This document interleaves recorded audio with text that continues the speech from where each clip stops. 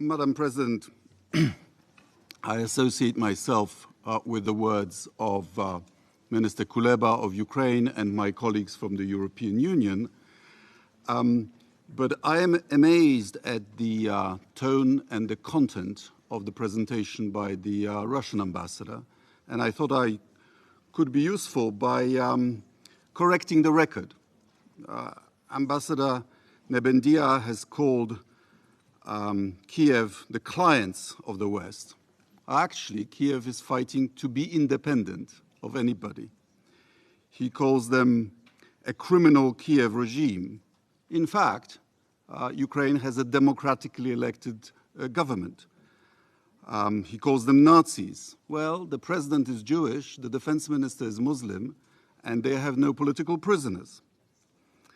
He said that Ukraine was wallowing in corruption. Well, Alexei Navalny documented how honest and full of probity his own country is. He blamed the war on US neocolonialism.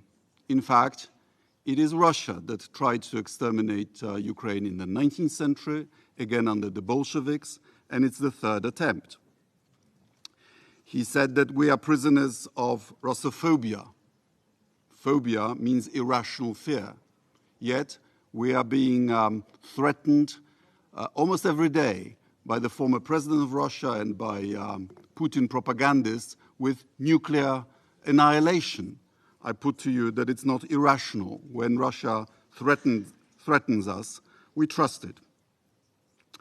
He said that we are denying Russia's security interests. Not true. We've only started rearming ourselves when Russia started invading her neighbors.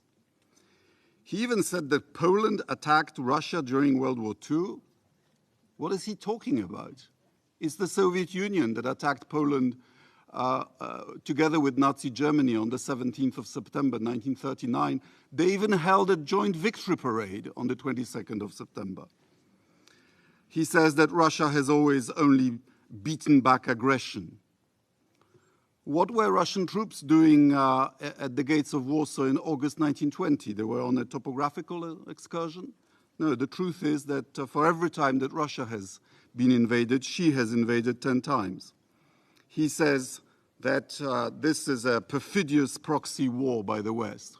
My advice is don't fall into the Western trap. Withdraw your troops to the international border and avoid this Western plot. He also says that there was an illegal coup in Ukraine, in Kiev in 2014. Well, I was there. There was no coup.